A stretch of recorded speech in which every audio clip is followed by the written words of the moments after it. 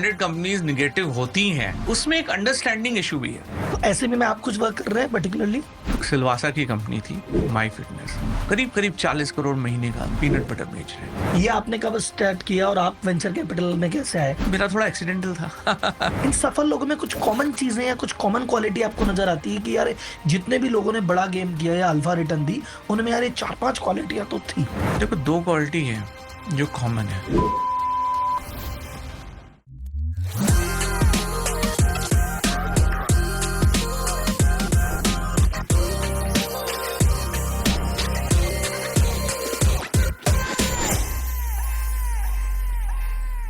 17 साल की उम्र में रितेश अग्रवाल एक इन्वेस्टर से अपना फर्स्ट चेक लेने गए ओयो के लिए।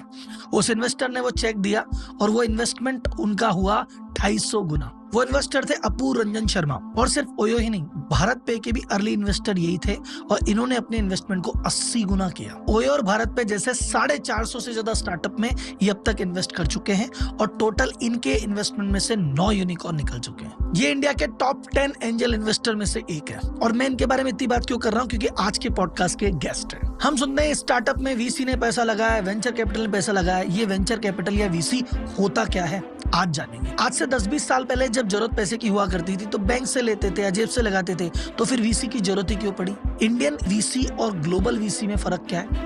अमेरिका के, चाइना के कंपैरिजन में हम कहां स्टैंड करते हैं? आने वाले 10-15 साल में इंडियन स्टार्टअप का भविष्य क्या होने वाला है? एक वीसी जब स्टार्टअप में इन्वेस्ट करता है तो क्या देखता है? सक्सेसफुल स्टार्टअप की ऐसी क्या क्वालिटी होती है जिनकी वजह से वो बड़े बड़े यूनिकॉर्न बना लेते हैं? वैसा आप चाहे खुद स्टार्टअप फाउंडर हो, या आप स्टार्टअप बनाने की सोच रहे हो, या एक जनरल इन्वेस्टर हो जो कि क्यूरियस है कि ये स्टार्टअप वर्ल्ड में होता क्या है, तो आज का पॉडकास्ट आपके लिए है। क्योंकि मास्टर हिमसेल्फ, जिसने इस इंडस्ट्री को क्रिएट करने में एक बहुत महत्वपूर्ण भूमिका निभाई है, खुद हमारे सामने है। आपको एक एक सवालों का जवाब मिलेगा। आपको ऐसा लगेगा आप वहीं बैठे हैं और एक एक सवाल का जवाब को मिल रहा है। तो चलते हैं सीधे पॉडकास्ट की तरफ। तो फाइनली अपूर जी, आपका स्वागत है हमारे पॉडकास्ट पे। और आज हमारे व्यूअर बहुत कुछ आपसे जानना चाहेंगे वीसी वर्ल्ड के बारे में, तो आपका स्वागत है। Thank you. मेरे को बहुत सारे आपसे सवाल पूछने हैं क्योंकि पूरी ऑडियंस स्टार्टअप इकोसिस्टम को समझ नहीं पाती, वीसी इकोसिस्टम को समझ नहीं पाती। वो कंफ्यूज रहते हैं कि भैया यार ये वीसी स्टार्टअप को पैसा देते हैं तो इतना पैसा क्यों देते हैं, क्या देख के देते हैं, इनके पास पैसे क्या होते हैं, क्या होता है।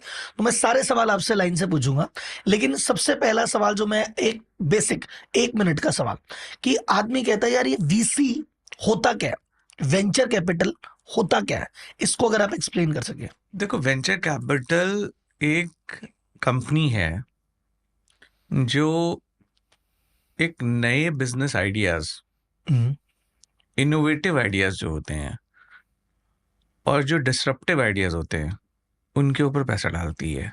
ठीक है। डिसरप्शन का मतलब ये होता है एक बिजनेस आप जिस तरीके से कर रहे हो उसको नई तरीके से करना।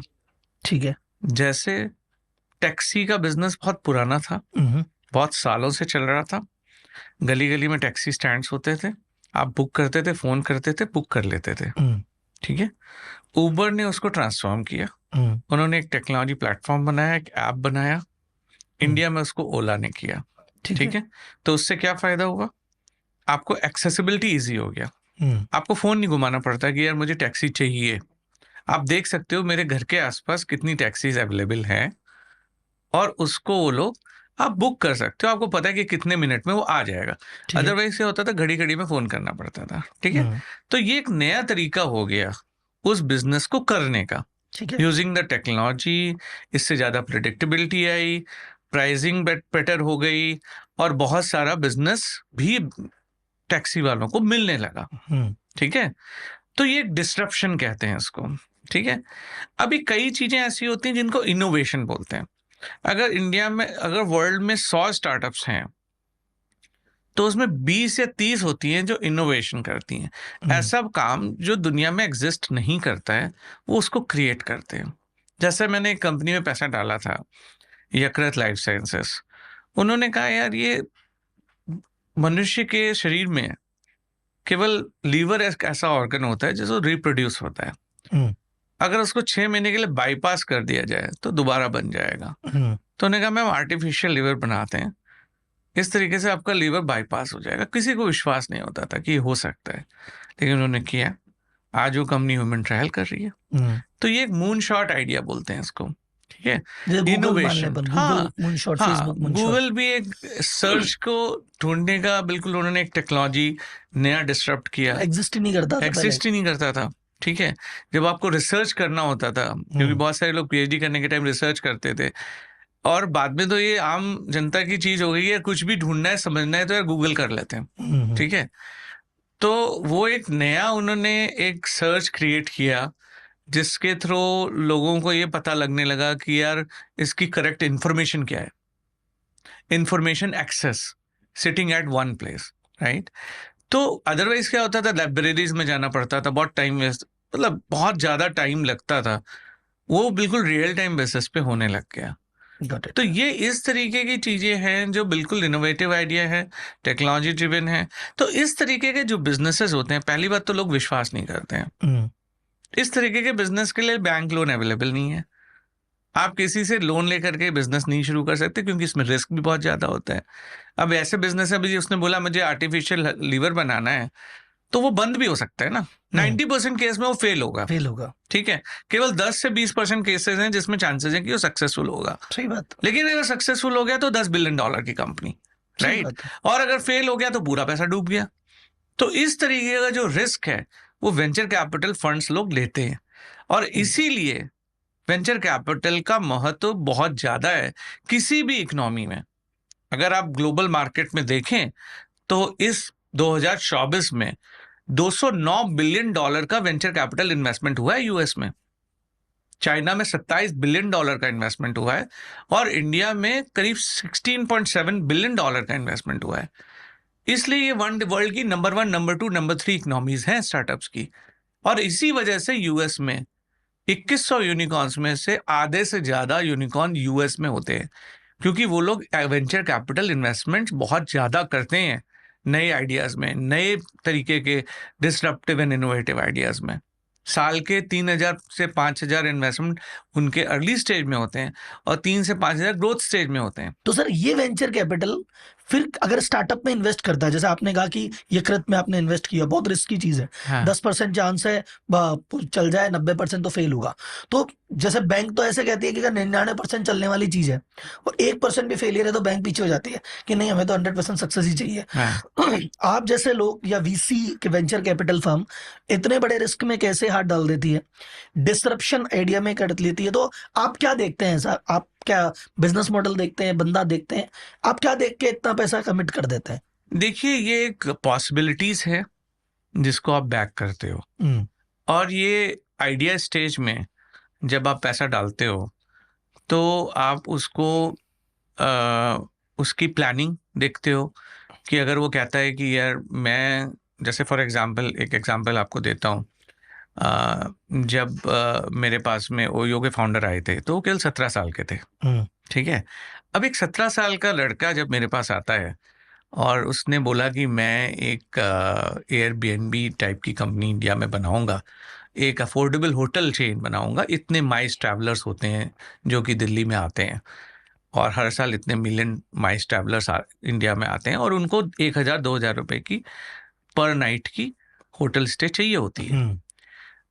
तो सुनने में तो अच्छा लगा, और नीड भी समझ में आती है। नीड तो समझ में आती है कि हाँ भाई, 3000, 4000, 5000 रुपये बहुत ज्यादा होता है पर नाइट का। मैं 2012 की बात बता रहा हूँ।